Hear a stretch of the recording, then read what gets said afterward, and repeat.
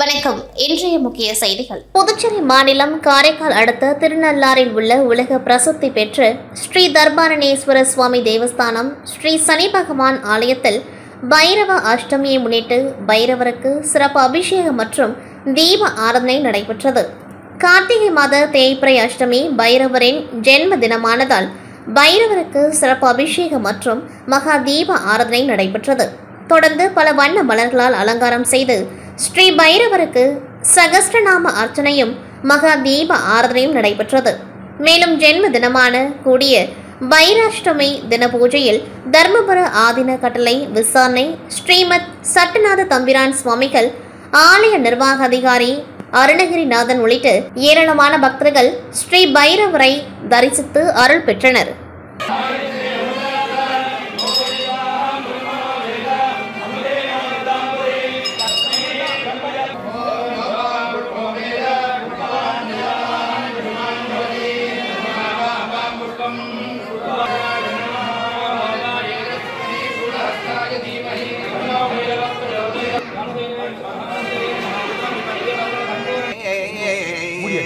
தலைமாலை தூள்புயனே காளியாவ.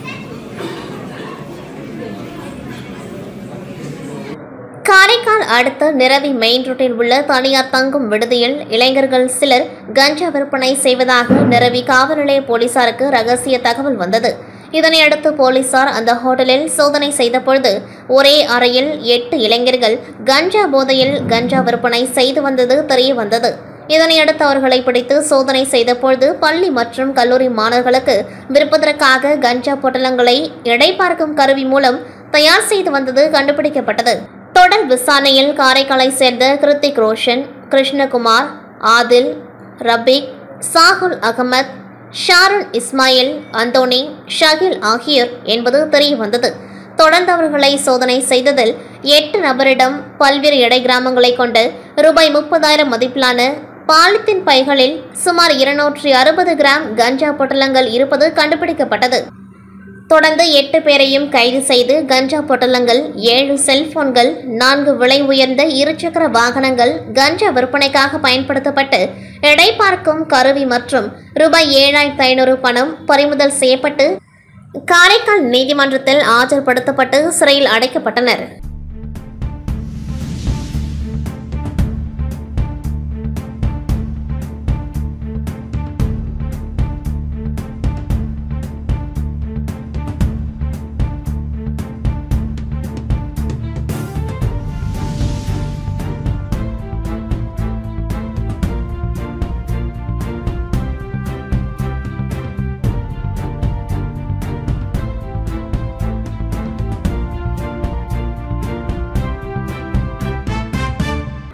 புதுச்சேரியில் இயங்கி வரும் வாஸ்கோ நிறுவனம் மற்றும் டெக்கத்லான் உடன் இணைந்து நடத்திய 2ஆம் ஆண்டு மாரத்தான் ஓட்டம் புதுச்சேரி கடற்கரை சாலை காந்தி சிறையிலிருந்து நடைபெற்றது. துணை சபாநாயகர் ராஜவேலு கொடியசைத்து இந்நிகழ்ச்சியை துவக்கி வைத்தார். போதைக்கு எதிரான இந்த விழிப்புணர்வு ஓட்டத்தில் அனைத்து வயதினர்களும் மற்றும் மாற்றுத்திறனாளிகளும் ஆர்வத்தோடு கலந்து கொண்டார்கள். பல்வேறு பிரிவுகளில் வெற்றி பெற்றவர்களுக்கு ரொக்க பரிசுகள், நினைவு பரிசுகள் வழங்கப்பட்டது. மாரத்தான் ஓட்டத்தில் கலந்து கொண்ட அனைவருக்கும் டி-ஷர்ட், அடையாள எண் அட்டை, மெடல், சான்றிதழ், ஜூஸ் மற்றும் குடிநீர் ஆகியவைகள் வழங்கப்பட்டது. முன்னேற்பாடாக அவசர கால மருத்துவ உதவி மையங்களும் தேவையான ஆம்புலன்ஸ் வாகன சேவைகளும் இருந்தது குறிப்பிடத்தக்கது. மேலும் இந்நிகழ்ச்சியில் சிறப்பு அழைப்பாளராக பாடகர், தெருக்குறள் அறிபவர்களும், விஐபிகள், தொழிலதிபர்கள், முக்கிய பிரமுகர்கள் மற்றும் தன்னார்வலர்களும் கலந்து கொண்டு சிறப்பித்தனர். சமூக பொறுப்பில் பங்கெடுத்து தங்களை ஈடுபடுத்திக் கொண்ட வாஸ்கோ நிறுவனத்திற்கும் மற்றும் டெக்கத்லான் நிறுவனத்திற்கும் பொதுமக்களிடையே மிகுந்த வரவேற்பை பெற்றுள்ளது. இந்நிகழ்ச்சிக்கான அனைத்து ஏற்பாடுகளையும் வாஸ்கோ மற்றும் டெக்கத்லான் நிறுவன ஊழியர்கள் சிறப்பாக செய்திருந்தது குறிப்பிடத்தக்கது. முப்படை முன்னாள் இராணுவ வீரர்கள் மற்றும் வீர தாய்மார்கள் நலசங்கத்தின் 1ஆம் ஆண்டு துவக்க விழா லாஸ்பேட்டில் உள்ள சுவாமி விவேகானந்தர் மேல்நிலைப்பள்ளி வளாகத்தில் நடைபெற்றது. இதில் சிறப்பு விருந்தினராக சட்டப்பேரவைத் தலைவர் செல்வம், காங்கிரஸ் சட்டமன்ற கட்சித் தலைவர் வைத்தியநாதன் ஆகியோர் கலந்து கொண்டு முன்னாள் இராணுவ வீரர்களை கௌரவித்து வாழ்த்து தெரிவித்தனர். மேலும் நிகழ்ச்சியில் நியமன சட்டமன்ற உறுப்பினரும் சங்கத்தின் சட்ட ஆலோசகர் அசோக் பாபு முன்னிலை வகித்தார். தொடர்ந்து ராணுவ வீரர்களின் குழந்தைகளுக்கு கல்வி ஊக்கத்தொகை வழங்கப்பட்டது. இந்நிகழ்ச்சிக்கான ஏற்பாடுகளை சங்கத்தின் தலைவர் மோகன் செய்திருந்தார். மேலும் இதில் ராணுவ வீரர்களின் குடும்பத்தினர் 100க்கும் மேற்பட்டோர் கலந்து கொண்டார்கள்.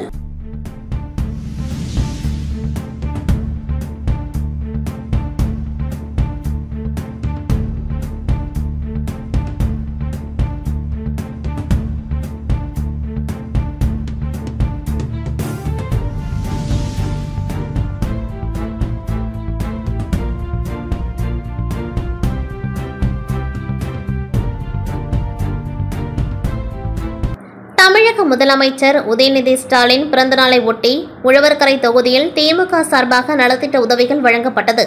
தமிழக துணை முதலமைச்சர் திமுக இளைஞரணி தலைவருமான உதயநிதி ஸ்டாலின் பிறந்தநாளை ஒட்டி தமிழகம் மற்றும் புதுச்சேரியில் திமுகவினர் நலத்திட்ட உதவிகள் வழங்கி கொண்டாடி வருகின்றனர். அதன் ஒரு பகுதியாக உழவர்கரை தொகுதியில் தொகுதி செயலாளர் கலிய கார்த்திகேயன் தலைமையில் நலத்திட்ட உதவிகள் வழங்கும் விழா தொகுதிக்குட்பட்ட ஜவஹர் நகர் சமுதாய நலக்கூடத்தில் நடைபெற்றது. இதில் சிறப்பு விருந்தினராக மாநில அமைப்பாளரும் எதிர்க்கட்சி தலைவருமான சிவா, சட்டமன்ற உறுப்பினர்கள் சம்பத், செந்தில்குமார், அனிபால் கென்னடி ஆகியோர் கலந்து கொண்டு நலத்திட்ட உதவிகளை வழங்கினர். அதற்கு முன்னதாக தொகுதிக்குட்பட்ட 2 இடங்களில் கட்சி கொடி ஏற்றி பொதுமக்கள் மற்றும் கட்சி நிர்வாகிகளுக்கு இனிப்புகள் வழங்கப்பட்டது. இந்நிகழ்ச்சியில் உழவர்கரை தொகுதியைச் சேர்ந்த திமுக நிர்வாகிகள், மாநில திமுக நிர்வாகிகள் உட்பட பலர் கலந்து கொண்டார்கள்.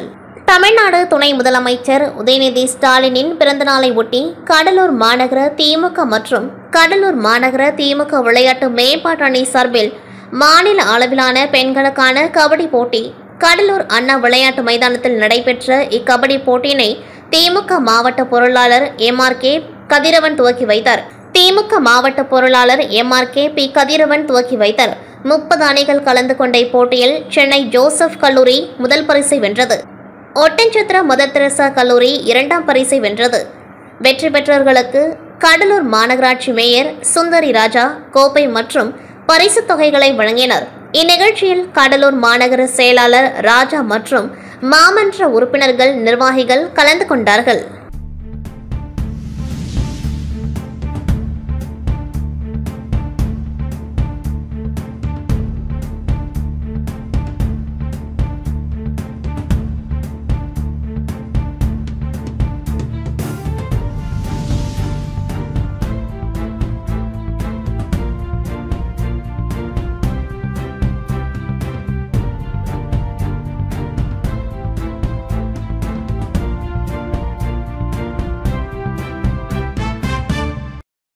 புதுச்சேரியில் உள்ள நீர்நிலைகளை பாதுகாக்கும் விதத்தில் பல்வேறு முன்னெச்சரிக்கை நடவடிக்கைகளை தொண்டு நிறுவனம் முன்னெடுத்து வருகின்றது. இதில் பல்வேறு குளம், ஏரிகள் மற்றும் ஆற்று படுகைகளை உள்ள நீர்நிலைகளை பனை விதைகளை நட்டு தனியார் தொண்டு நிறுவனமானது நடத்தி வருகின்றது. மேலும் அரசுடைய ஏரி குளங்களையும் தூர்வாரி தற்பொழுது மக்கள் பயன்பாட்டிற்கு கொடுத்து வருகின்றனர். இந்த நிலையில் புதுச்சேரி நகர பகுதியை ஒட்டியுள்ள வேல்ராம்பட்டு ஏரி, உழந்த ஏரி என 2 ஏரிகளும் அருகாமையில் உள்ளது. இந்த ஏரியில் சுற்றுலாவை மேம்படுத்தும் விதமாக ஏரியை ஆழப்படுத்தும் முயற்சியில் புதுச்சேரி அரசு மற்றும் சமூக அமைப்பினர் முன்னெடுத்து வருகின்றனர். அதன் முதல் கட்டமாக 30,000 மரக்கன்றுகளை நடும் பணி ஏரியை சுற்றி நடைபெற்றது. சென்டாக் பெற்றோர் மாணவர் சங்க தலைவர் நாராயணசாமி மற்றும் பல்வேறு கல்லூரி, பள்ளி மாணவர்கள் கலந்து கொண்டு பனை விதையை ஏரி முழுவதும் நட்டு வைத்தனர். மேலும் இதுகுறித்து சமூக ஆர்வலர்கள் கூறுகையில், இதுபோல் புதுச்சேரி முழுவதும் ஏரி குளங்களை சுற்றி பனை விதைகளை நடத் தொடங்கினால் புதுச்சேரியில் இயற்கை வளம் மிகவும் செழிப்பாக இருக்கும். இதனை அரசு முன்னெடுத்து செய்ய வேண்டும் என்று கோரிக்கை வைத்தனர். மேலும் இந்நிகழ்ச்சியில் புதுச்சேரி தனியார் பள்ளியை சேர்ந்த மாணவர்கள் பலர் கலந்து கொண்டு பணியில் ஈடுபட்டனர்.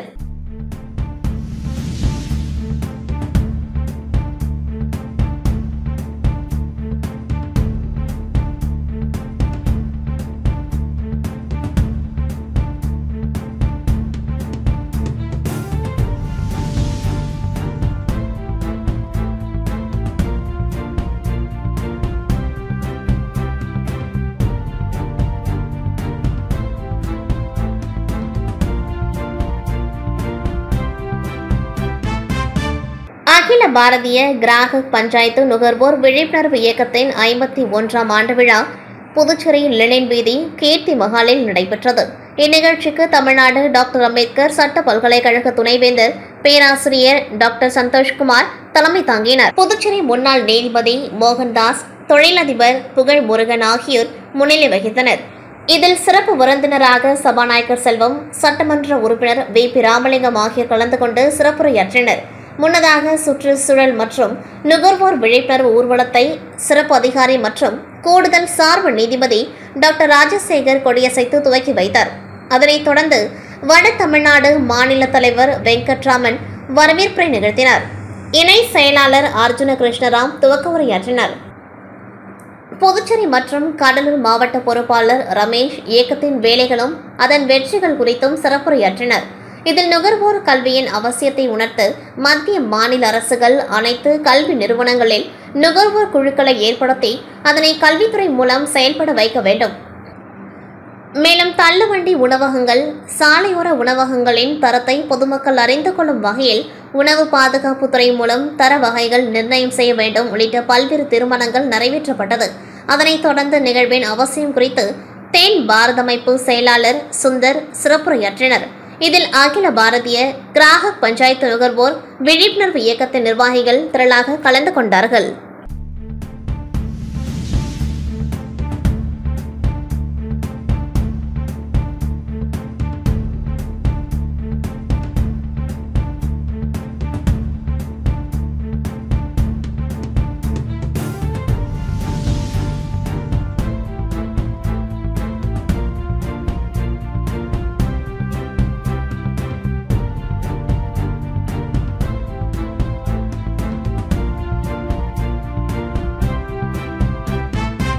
புதுச்சேரி அதிமுக சார்பில் அக்கட்சியின் உறுப்பினர்களுக்கு புதுப்பிக்கப்பட்ட அடையாள அட்டைகள் 30 தொகுதிகளிலும் வழங்கப்பட்டு வருகின்றது. அதன்படி புதுச்சேரி முதலியார்பேட்டை தொகுதிக்குட்பட்ட அதிமுகவினருக்கு புதுப்பிக்கப்பட்ட அடையாள அட்டை வழங்கும் நிகழ்ச்சி முன்னாள் சட்டமன்ற உறுப்பினர் பாஸ்கர் தலைமையில் அவரது அலுவலகத்தில் நடைபெற்றது. இதில் முதலியார்பேட்டை தொகுதியை சார்ந்த அதிமுக நிர்வாகிகள் மற்றும் உறுப்பினர்களுக்கு புதுப்பிக்கப்பட்ட அடையாள அட்டைகளை முன்னாள் சட்டமன்ற உறுப்பினர் பாஸ்கர் வழங்கினார். அதனைத் தொடர்ந்து கட்சியினரிடம் பேசிய அவர், கடந்த முறை சட்டமன்ற உறுப்பினராக இருந்தபொழுது செய்த பல்வேறு திட்டங்கள் மற்றும் சாதனைகளை மக்களிடத்தில் கொண்டு செல்ல வேண்டும். 2026ஆம் ஆண்டு நடைபெறவுள்ள சட்டமன்ற தேர்தலில் வெற்றி பெறுவதற்கான அனைத்து பணிகளையும் தொகுதி செயலாளர்கள் மற்றும் நிர்வாகிகள், வார்டு கழக நிர்வாகிகள் மற்றும் மகளிர் அணி நிர்வாகிகள் உட்பட அதிமுகவினர் அனைவரும் ஒருங்கிணைந்து பாடுபட வேண்டும் என்று ஆலோசனைகளை வழங்கி சிறப்புரையாற்றினர். இதில் திரளான மாநில மற்றும் தொகுதி அதிமுக நிர்வாகிகள் கலந்து கொண்டார்கள்.